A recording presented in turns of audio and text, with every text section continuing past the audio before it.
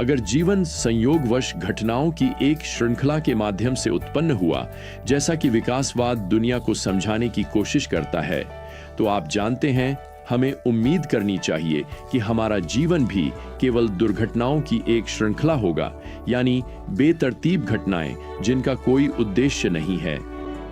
तो प्रियजनों, मैं आपको बताना चाहता हूं कि सच्चाई इससे बिल्कुल अलग है। मुझे ओसवाल्ड चेम्बर्स का यह कहना बहुत पसंद है, कभी यह मत मानो कि बेतरतीब घटनाएं परमेश्वर की नियुक्त व्यवस्था से कम हैं। हमें हर जगह उसके योजनाओं, उसकी दिव्य योजनाओं को खोजने के लिए तैयार रहना चाहिए। मुझे यह बात बहुत पसंद आई। वैसे आपको बस इतना करना है कि प्रेरितों के काम 12 में यहाँ की घटनाओं का अनुसरण करें और आपको भरपूर प्रमाण मिल जाएगा कि परमेश्वर जीवन के हर विवरण पर नियंत्रण रखते हैं। चीजें कभी कभी अराजक, अप्रत्याशित, उलझन भरी और निश्चित रूप से कभी कभी निराशाजनक भी लग सकती हैं। इस रिकॉर्ड में वास्तव में एक प्रेरित शहीद की मृत्यु मरेगा और एक अन्य प्रेरित चमत्कारिक रूप से मुक्त कर दिया जाएगा। लेकिन दोनों घटनाएं परमेश्वर की दिव्य योजना का हिस्सा हैं। अब जैसे ही प्रेरितों के काम 12 शुरू होता है, हम यहां पहले पद में कलीसिया पर बढ़ते हुए उत्पीड़न को देखेंगे। उसी समय राजा हेरोदेस ने कलीसिया के कुछ लोगों पर अत्याचार किया। उसने यूहन्ना के भाई याकूब को तलवार से मरवा डाला। अब यहां जो हेरोदेस है, वह हेरोदेस अग्रिप्पा प्रथम है। वह हेरोदेस अंतिपास का भतीजा है, वही राजा जिसने यूहन्ना बपतिस्मा देने वाले को मरवा दिया था। और आप कल्पना कर सकते हैं कि यह घटना कितनी परेशान करने वाली होगी, क्योंकि अब उत्पीड़न केवल धार्मिक नेताओं से ही नहीं बल्कि सरकार से भी आ रहा है। आप यह भी कल्पना कर सकते हैं कि याकूब की मृत्यु ने प्रारंभिक कलीसिया में कैसी भूचाल ला दी होगी, यहां तक कि उसके भाई यूहन्ना के दिल में भी, जो 12 मूल शिष्यों में से एक थे, वह गहरे शोक में डूबा होगा। आप शायद ही कभी सुसमाचार विवरणों में इन दोनों भाइयों को एक दूसरे से अलग या अलग अलग पढ़ते हैं। लगभग हमेशा याकूब और यूहन्ना का नाम साथ साथ आता है। खैर, याकूब मारा गया। वह 12 प्रेरितों में से शहीद होने वाला पहला बन गया। एक प्राचीन परंपरा कहती है कि जब याकूब अदालत से फांसी की जगह की ओर जा रहा था, तो उसे ले जा रहा सैनिक मसीह में उसकी गवाही देखकर इतना प्रभावित हुआ कि उसने भी मसीह में अपने विश्वास को स्वीकार कर लिया और परिणाम स्वरूप उसे भी वहीं याकूब के साथ मार डाला गया। खैर, यह उत्पीड़न याकूब की मृत्यु के साथ समाप्त नहीं होता। वास्तव में हम यहां तीसरी आयत में पढ़ते हैं, जब हेरोदेस ने देखा कि यहूदियों को यह अच्छा लगा, तो उसने पतरस को भी पकड़ने का निश्चय किया। हेरोदेस हमारे लिए यह परिभाषित करता है कि एक भ्रष्ट राजनेता होना क्या होता है। वह अपनी सार्वजनिक लोकप्रियता बढ़ाने के लिए किसी की हत्या करने तक को तैयार है। यहां चौथी आयत में हमें बताया गया है कि हेरोदेस का इरादा है कि फसह के बाद वह पतरस को लोगों के सामने लाए। वह पतरस की सार्वजनिक रूप से फांसी देने वाला है। वह यह सब यहूदी लोगों के बीच अपनी लोकप्रियता बढ़ाने के लिए करने जा रहा है। छठी आयत हमें बताती है कि पतरस 2 सैनिकों के बीच जेल की कोठरी में जंजीरों से बंधा हुआ है। इससे बाहर निकलने का सचमुच कोई रास्ता नहीं है। स्थिति निराशाजनक है, खासकर याकूब की हत्या को देखते हुए। पतरस यहां कुछ ही घंटों में स्वर्ग जाने वाला है। अब हमें यह नहीं बताया गया कि याकूब की गिरफ्तारी पर कलीसिया ने कैसे प्रतिक्रिया दी, लेकिन इसमें कोई संदेह नहीं कि उसकी हत्या ने उन्हें पतरस के लिए और भी अधिक गंभीरता से प्रार्थना करने के लिए प्रेरित किया होगा। पतरस की गिरफ्तारी के साथ हम यहां 5वीं आयत में पढ़ते हैं, कलीसिया द्वारा उसके लिए परमेश्वर से लगातार प्रार्थना की जा रही थी। निस्संदेह वे प्रभु से प्रार्थना कर रहे हैं कि वह उसे इस परीक्षा में संभाले और प्रोत्साहित करे, लेकिन पूरी कलीसिया उसकी रिहाई के लिए भी प्रार्थना कर रही है। तो यहां यरूशलेम में यह बहुत बड़ा नाटकीय घटनाक्रम घटित हो रहा है।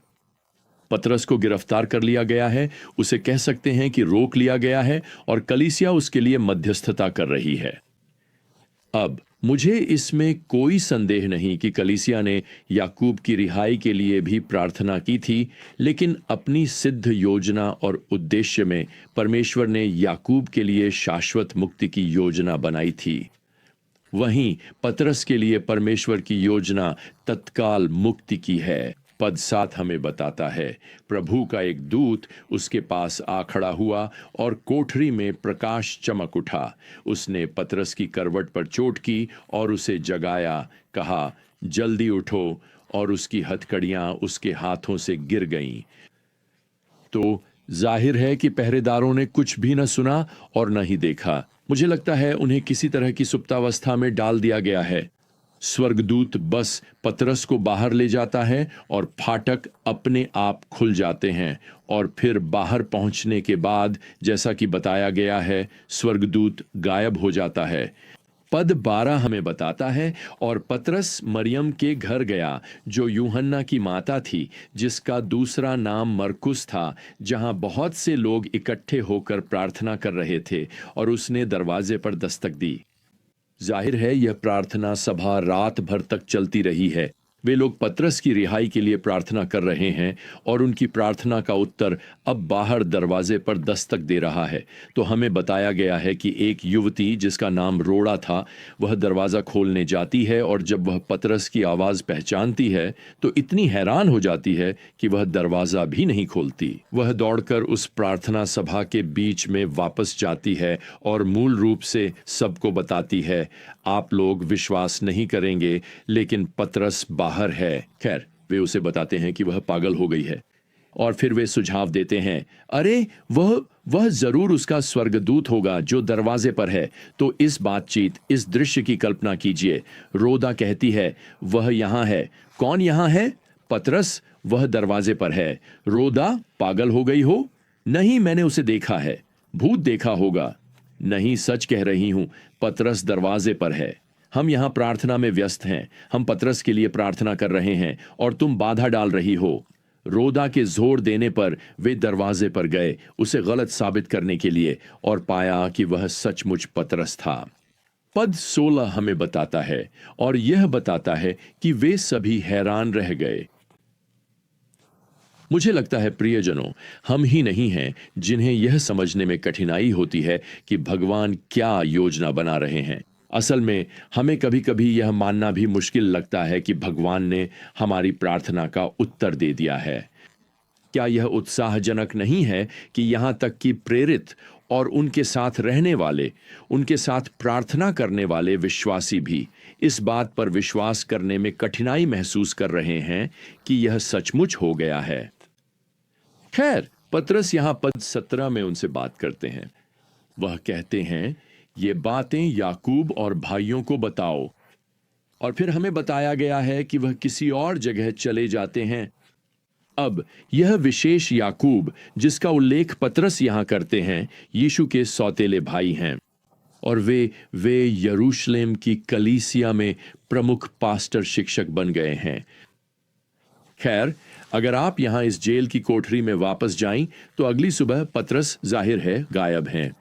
पद 18 कहता है, सैनिकों के बीच इस बात को लेकर हलचल मच गई कि पतरस का क्या हुआ।